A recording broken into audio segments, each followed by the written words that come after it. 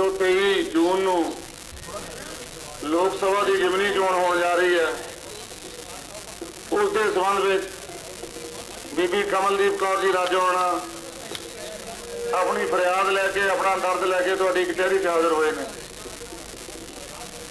ये चोण बाकी चोणों नालों एक वक्री किस्म की चोण है।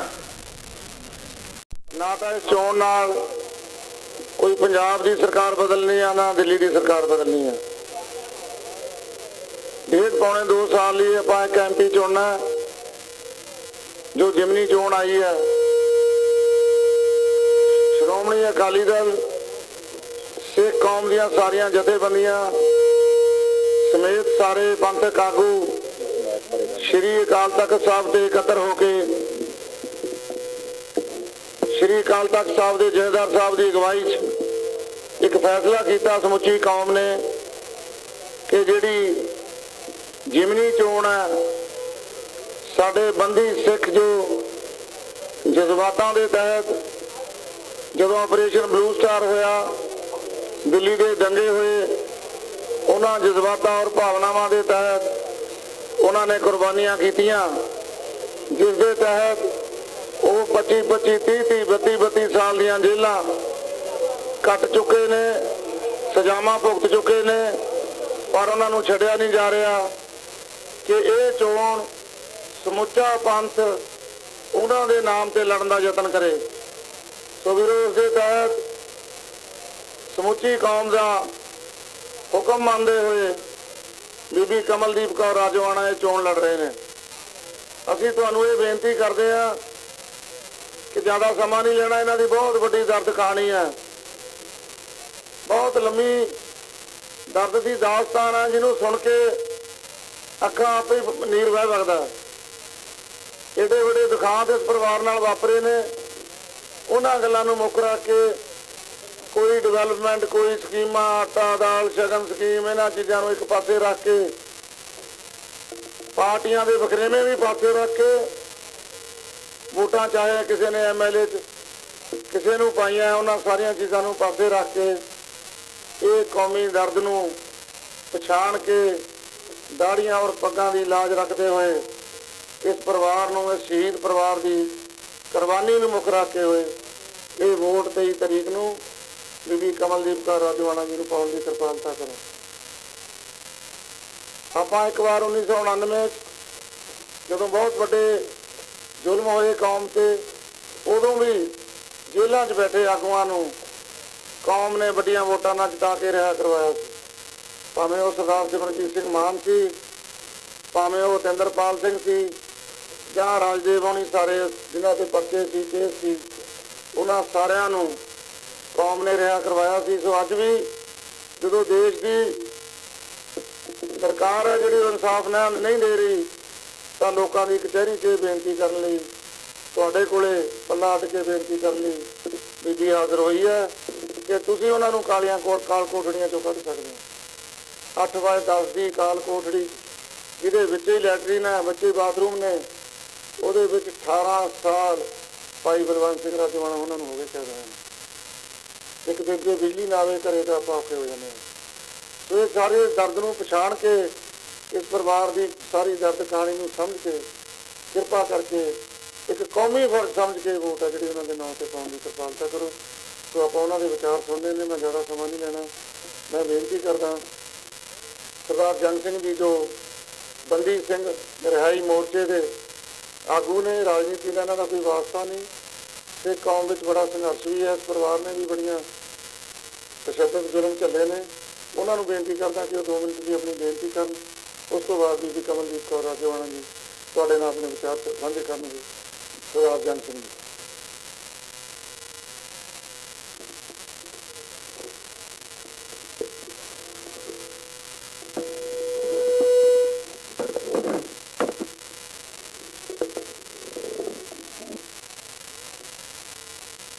धन्यवाद सिंघा साहब। बीबी कमलजीत कौर वास्ते नगर निवासी जो शेरवानी कोट की पहुंची है, मैं सारिਆਂ ਦਾ ਇੱਥੇ ਆਉਣ 'ਤੇ ਧੰਨਵਾਦ करना, फतेह बुलाना। ਵਾਹਿਗੁਰੂ ਜੀ ਕਾ ਖਾਲਸਾ ਵਾਹਿਗੁਰੂ ਜੀ ਕੀ ਫਤਿਹ। ਜੋ ਤੁਹਾਡੇ ਸਾਹਮਣੇ ਇੱਕ ਸ਼ਬਦ ਅਸੀਂ ਬੋਲਦੇ ਹਾਂ, ਬੰਦੀ ਸਿੰਘ। ਬੰਦੀ ਸਿੰਘ ਉਹਨਾਂ ਨੂੰ ਕਹਿੰਦੇ ਆ ਅਸੀਂ ਕਿ ਜਿਹੜੇ ਸਿੰਘ ਪਿਛਲੇ 32 ਸਾਲਾਂ ਤੋਂ ਇਹ ਸਰਕਾਰ ਦੀ ਕੈਦ 'ਚ ਨੇ। ਉਹ ਇਸ ਲਈ ਕੈਦ ਨੇ ਕਿ ਜਦੋਂ ਸਮੇਂ ਦਾ ਹਾਕਮ, ਸਮੇਂ ਦਾ ਜ਼ਾਲਮ ਹਾਕਮ ਸਾਡੇ ਦਾੜੀਆਂ, ਪੱਗਾਂ, ਧੀਆਂ ਭੈਣਾਂ ਦੀਆਂ ਚੁੰਨੀਆਂ ਤੇ ਨੌਜਵਾਨਾਂ ਦੀ ਨਸਲਕੁਸ਼ੀ ਕਰਨ ਤੇ ਤੁਲ ਗਿਆ ਸੀ। ਪਿੰਡ ਪਿੰਡ, ਮੋੜ ਮੋੜ ਤੇ, ਨਹਿਰਾਂ ਦੇ ਪੁਲਾਂ ਤੇ ਝੂਠੇ ਮੁਕਾਬਲੇ ਹੋ ਰਹੇ ਸੀ।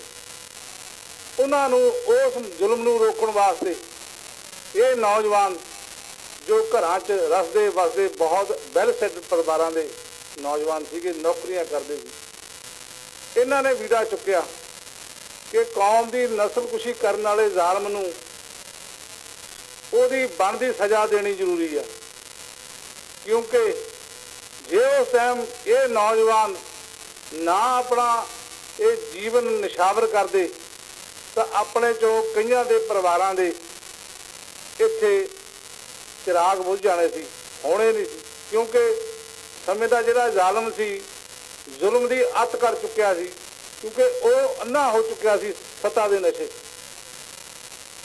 ਉਹਨੂੰ ਰੋਕਣ ਵਾਸਤੇ ਇਹਨਾਂ ਨੌਜਵਾਨਾਂ ਨੇ ਤਹੀਆ ਕੀਤਾ, ਘਰੋਂ ਤੁਰੇ ਤੇ ਜ਼ਾਲਮ ਨੂੰ ਉਹਦੀ ਬਣਦੀ ਸਜ਼ਾ ਦਿੱਤੀ। ਕਿਉਂਕਿ ਉਸ ਟਾਈਮ ਕਾਨੂੰਨ ਜਿਹੜਾ ਸੀ, ਕਾਨੂੰਨ ਆਪਣੇ ਹੱਥ 'ਚ ਲੈ ਚੁੱਕੇ ਸੀ। ਕਾਨੂੰਨ ਨਾਮ ਦੀ ਕੋਈ ਚੀਜ਼ ਨਹੀਂ ਸੀ ਪੰਜਾਬ ਦੇ ਅੰਦਰ। ਸੋ ਉਹਨਾਂ ਵੀਰਾਂ ਨੂੰ ਜੋ 28 ਸਾਲ ਤੋਂ ਜੇਲ੍ਹਾਂ 'ਚ ਬੰਦ ਹੈ, ਸਾਡੀ ਕੌਮ ਦੀ ਖਾਤਰ, ਸਾਡੇ ਪੱਗਾਂ ਦੀ ਖਾਤਰ, ਸਾਡੇ ਬੱਚਿਆਂ ਦੀ ਖਾਤਰ, ਉਹਨਾਂ ਨੂੰ ਸਿੰਘਾਂ ਨੂੰ ਅਸੀਂ ਬੰਦੀ ਸਿੰਘ ਕਹਿੰਦੇ ਹਾਂ।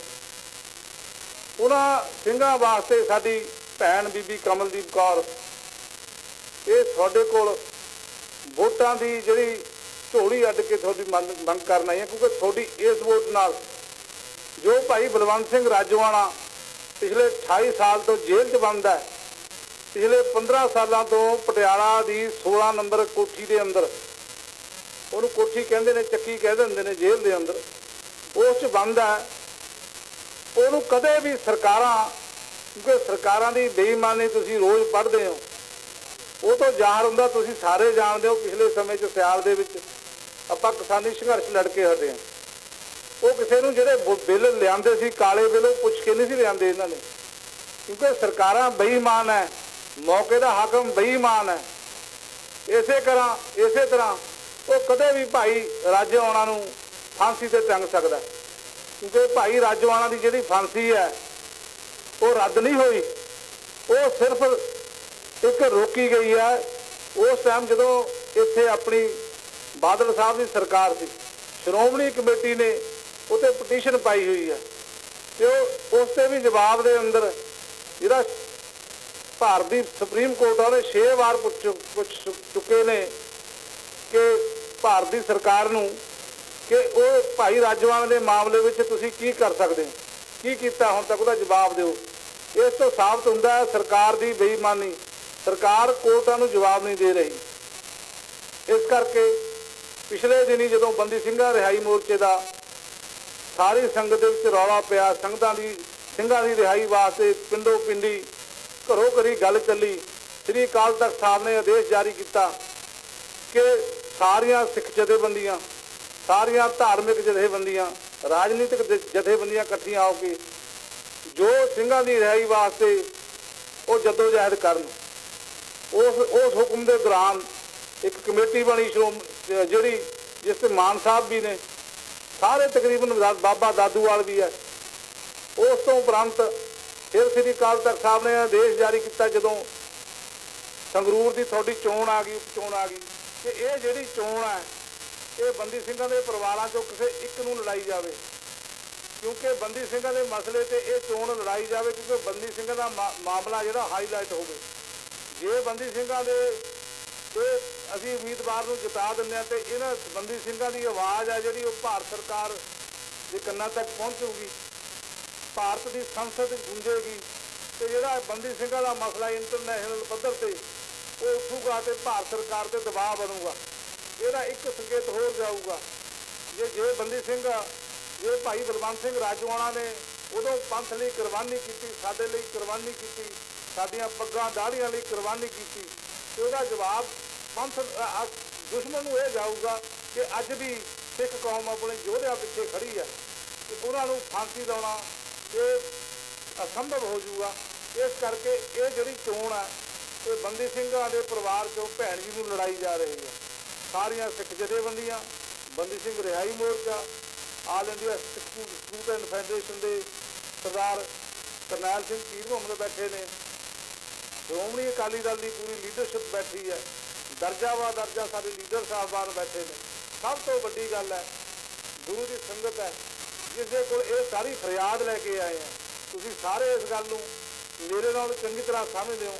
ਸਿੱਧੇ ਸਾਦੇ ਲਫ਼ਜ਼ਾਂ 'ਚ ਮੈਂ ਇਸੇ ਕਰਕੇ ਬਿਆਨ ਕੀਤਾ ਕਿ ਜਿਹੜੀ ਇਹ ਵੋਟ ਹੈ ਇਹ ਕਿਸੇ ਰਾਜਨੀਤਿਕ ਏਜੰਡੇ 'ਤੇ ਨਹੀਂ ਲੜੀ ਜਾ ਰਹੀ, ਕਿਸੇ ਰਾਸ਼ਨ ਕਾਰਡ 'ਤੇ, ਕਿਸੇ ਵਿਕਾਸ ਸਕੀਮਾਂ 'ਤੇ ਨਹੀਂ ਲੜਨੀ। ਇਹ ਲੜਨੀ ਹੈ ਜੰਗ ਜਿਹੜੀ ਇਸ ਟਾਈਮ ਸ੍ਰੀ ਅਕਾਲ ਤਖਤ ਸਾਹਿਬ ਤੇ ਦਿੱਲੀ ਤਖਤ ਦੇ ਵਿਚਕਾਰ ਹੋ ਰਹੀ ਹੈ, ਕਿਉਂਕਿ ਦਿੱਲੀ ਦਾ ਤਖਤ ਜਿਹੜਾ ਉਹ ਸਿੰਘਾਂ ਨੂੰ ਸਜ਼ਾਵਾਂ ਦੇਣ ਤੇ ਤੁੱਲ ਹੈ, ਸਿੰਘਾਂ ਨੂੰ ਫਾਂਸੀਆਂ ਦੇਣ ਦੇ ਤੁੱਲਿਆ ਖੜਾ ਹੈ। ਲੇਕਿਨ ਭਾਰਤ ਸਰਕਾਰ ਉਹ ਸਾਡੇ ਅਕਾਲ ਤਖਤ ਸਾਹਿਬ ਦੇ ਸਾਹਮਣੇ ਹੈ ਜਿਹੜੀ ਉਹ ਸਾਨੂੰ ਚੜਾ ਰਹੀ ਹੈ।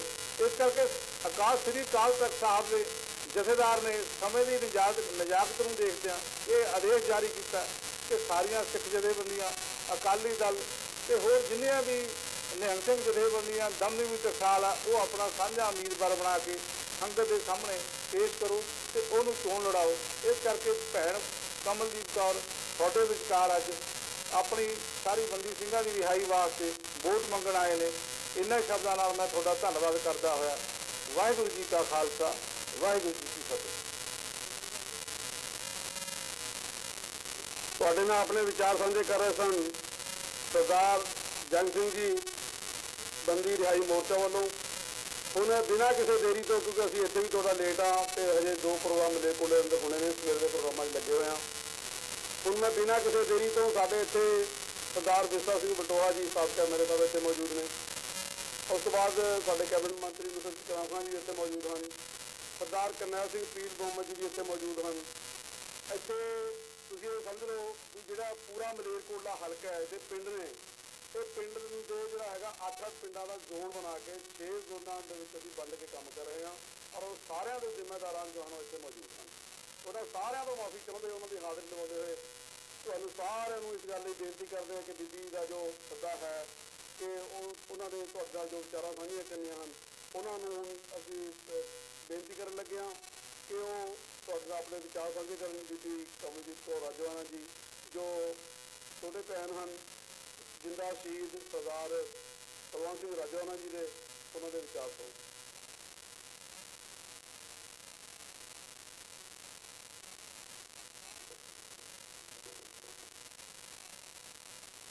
बहुत ही सत्कारयोग गुरु रूप खालसा जी, वाहिगुरू जी का खालसा, वाहिगुरू जी की फतेह। खालसा जी मैं अज तुहाडे कोले तुहाडी भैन तुहाडी धी अपने बंदी सिंह वीरां दा दर्द की पुकार लैके आई हां, जिहड़े 25-25 30 सालों तो जेलों दे विच बंद ने। खालसा जी ये बंदी सिंह गुरु साहब जी दे ओह सिख हन जिन्हां ने कौम दे मान सन्मान लई ते कौमी इंसाफ दे लई अपने घरों तुरे पर अज तक वापस नहीं आए।